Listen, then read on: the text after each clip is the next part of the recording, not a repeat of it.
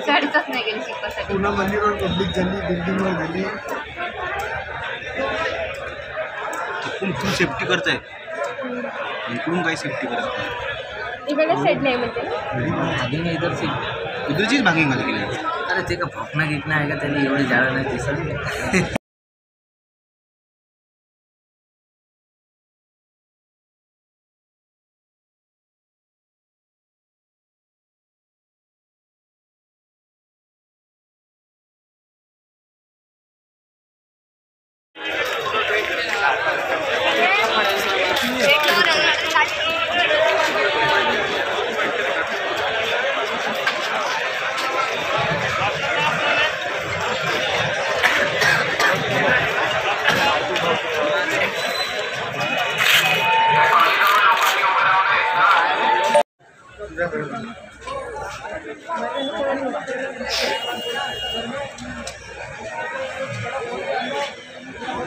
बांधून सोडली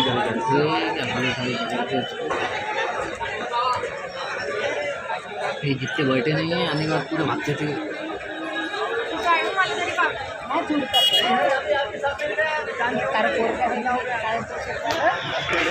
जे वन्यजीव चंद्रपूर शहरामध्ये येतात ते येणार नाही आणि असा वन्यजीव मानव संघर्ष यापुढे टाळता येण्याचा.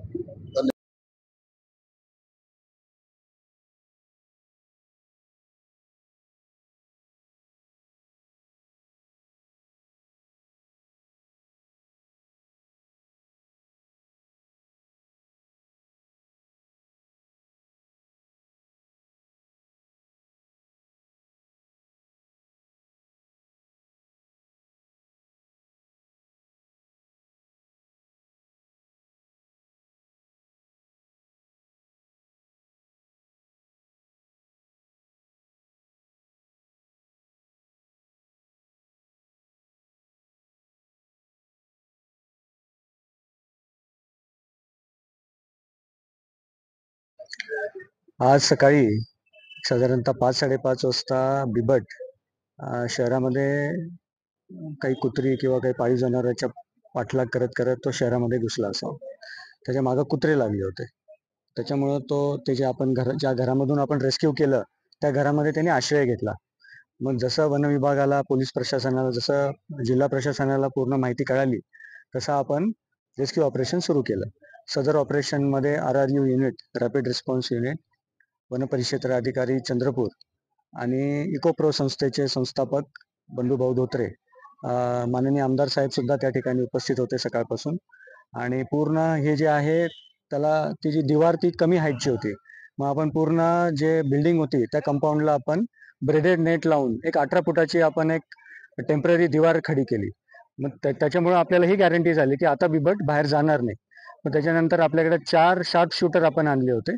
त्या शार्प शूटरनी पूर्ण आतमध्ये एंट्री करून आतमध्ये जाऊन समोर जाऊन त्याला ट्रँक्युलाइज केलं आणि मग ट्रँक्युलाइज केल्यानंतर एक 15 मिनिटांनी त्याला रेस्क्यू करून आपण सुरक्षित स्थळी हलवण्यात आलेलं. नाही, आता सध्या त्याला पूर्ण त्याची तपासणी केली जाईल, मेडिकल केली जाईल आणि त्याला कुठं इजा आहे, त्याला काही लागलंय का ते सगळं तपासून मग त्याला निसर्गामध्ये मुक्त करण्यात येईल.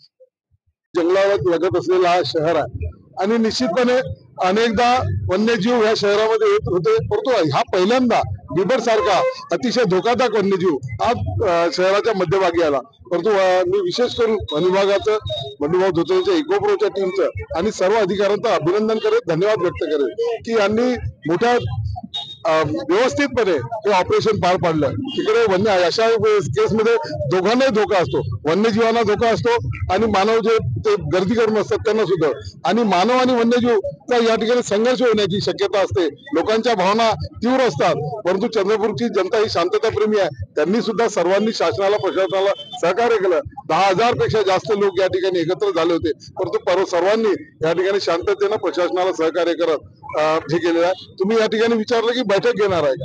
निश्चितपणे याच्यासाठी एक उपाय आहे की जंगलांना कंपाऊंड करण्याची आवश्यकता आहे आणि माननीय वनमंत्री महोदय यांना मी आज भेटणारच आहे. त्यांना मी विनंती करेन की आपलं चंद्रपूर शहर हे औद्योगिक शहर आहे, घनदाट वस्तीचं शहर आहे, तर त्या जंगलाला त्यांनी या ठिकाणी कंपाऊंड करण्याची निश्चितपणे जर व्यवस्था केली तर हे जे वन्यजीव चंद्रपूर शहरामध्ये येतात ते येणार नाही आणि असा वन्यजीव मानव संघर्ष यापुढे टाळता येण्याचा.